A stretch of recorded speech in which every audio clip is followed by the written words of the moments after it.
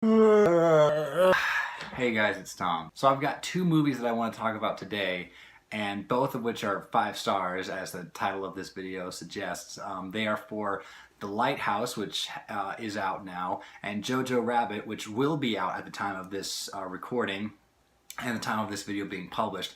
I was very lucky to get an early screening of this film, and I want to talk about both of these films, but I kind of already have, because I did film my reactions to both coming out immediately after both screenings. Now, both were my immediate reactions, so I didn't have too much time to think about the films.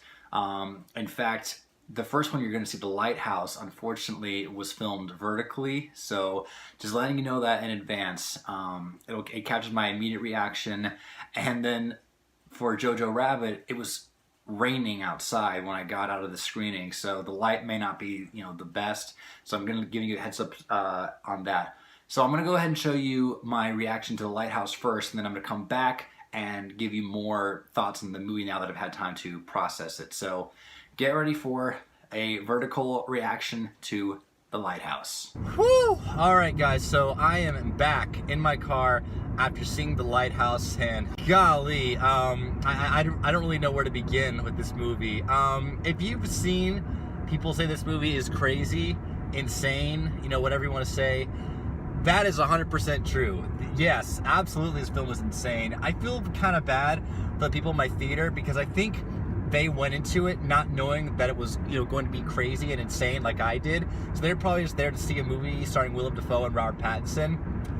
And I swear I saw some people walk out of this movie completely silent, looking at each other, and just that look of, what the heck did we just watch?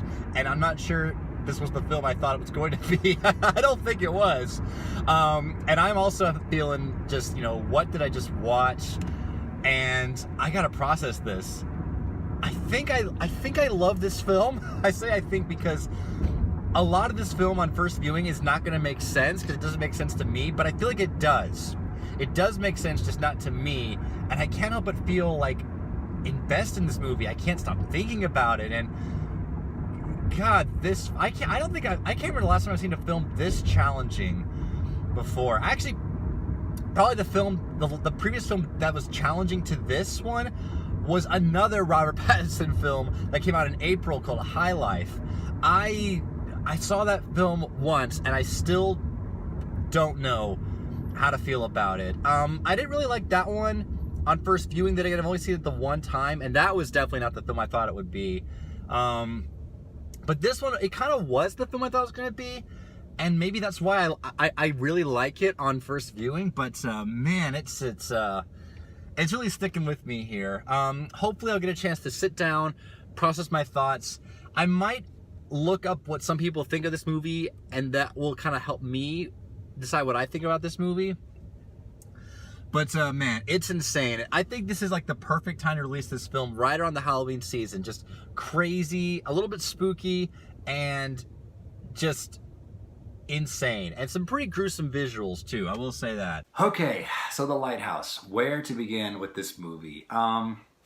If you're someone who likes to think about movies, really think about imagery and foreshadowing, this is a movie that's for you. Willem Dafoe should get an Oscar nomination, because I feel like he's been getting nomination for the past 2 years. Florida Project in 2017, At Eternity's getting 2018. I would love for The Lighthouse to be his 2019 nomination, and depending on if he falls in leading actor or supporting actor, I think he could almost win. If they put him in supporting actor, I'm saying it right now, I think he has a good chance of winning, because the lead actor race this year has been, people are talking about, Joaquin Phoenix in Joker, or Robert De Niro in The Irishman, even Taron Egerton in Rocket Man. So, people are, putting big names in the leading category. Supporting category, not so much. So if we put Willem Dafoe in the supporting category, I think he has a good chance of winning, because everyone's talking about his performance, and for good reason. He talks like a pirate. He commands every second that he's on screen. And not to be overlooked is Robert Pattinson, who also is phenomenal. The announcement that he's going to be Batman was fairly recent, and I think watching this movie and previous films I've seen him in, like Good Time, I think those two alone will make me say, yeah, I'll watch this guy as Batman. He's phenomenal in the movie as well, really giving it his all, in some points even more than Willem Dafoe, I would say. He's just so phenomenal, especially the things that he has to do, the things he has to react to, some of the lines he has to say. Great performances. And also not to be overlooked is the writing and directing from Robert Eggers, who previously made The Witch. This film is filmed in 4:3 ratio, so, you know, a square, like old-time filmmaking. It's in black and white. And from what I understand, they actually used actual film to film it to make it look like it's from the 1890s when this film was supposed to take place. It looks beautiful. They really accomplish a lot in black and white that I don't think you could really get with splashes of color, because this film isn't meant to have any splashes of color. It's dark and lonely and maddening, and I think black and white showcases that extremely well. So the directing, the lighting in this film is just beautiful. I have not been able to stop thinking about this film, but even after I immediately saw it, I was even already able to figure out some things. But there's still a lot of it that I haven't figured out yet, but I feel like I slowly am, because since the days I've seen this, I'm slowly piecing the film together bit by bit, and I think you're supposed to, because you go mad as you watch the characters go mad. I feel like I could just talk about this film a lot, because I feel like this is the kind of film that deserves to be talked about. You could probably pick something up from every single person you talk to about this movie, and I think that is just great. So yeah, I feel like I can't really say anything more about The Lighthouse, or if I do, I'm either going to be repeating myself, or I'm going to be, I don't know, dissecting even more and more layers upon layers that are in this film. So that's it for The Lighthouse. Now let's shift gears a little bit and let's go to the complete opposite side of the spectrum, and let's talk about JOJO Rabbit, one of my most anticipated films of the fall of 2019, if not for the whole year. This film is written and directed by Taika Waititi, who previously did Thor Ragnarok, Hunt for the Wilder People, and What We Do in the Shadows. All three films that I absolutely love.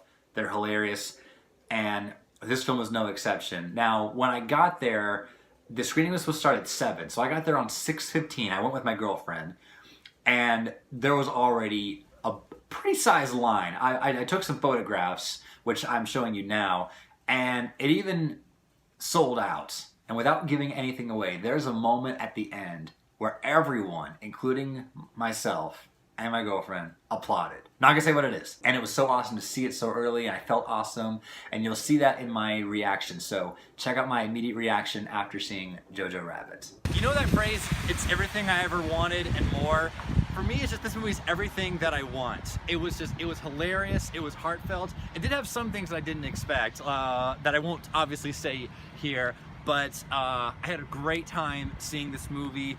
Guys, if you've seen Taika Waititi's previous works like Thor Ragnarok, Hunt for the Wilder People, and even What We Do in the Shadows, this is totally up his alley, but also show that he's not afraid to do a little bit of drama and have some heartfelt moments.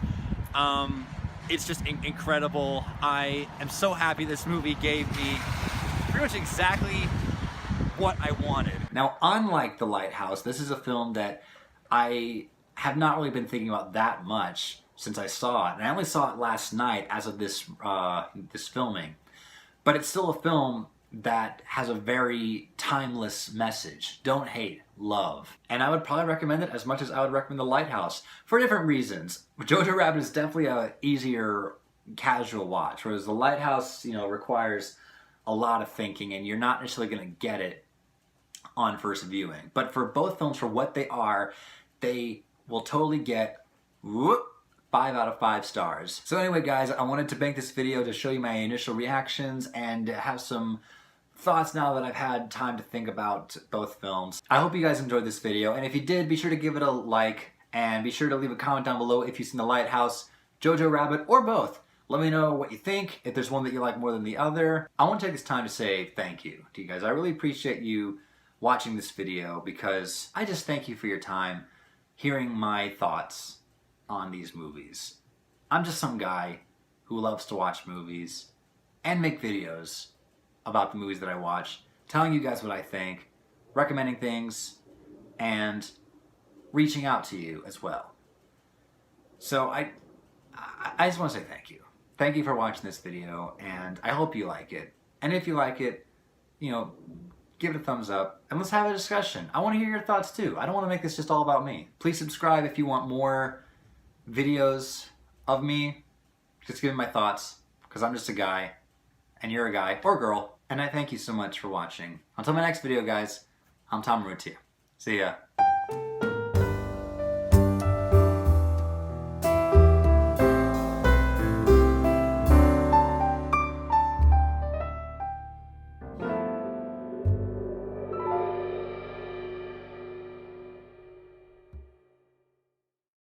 Ugh, that's disgusting.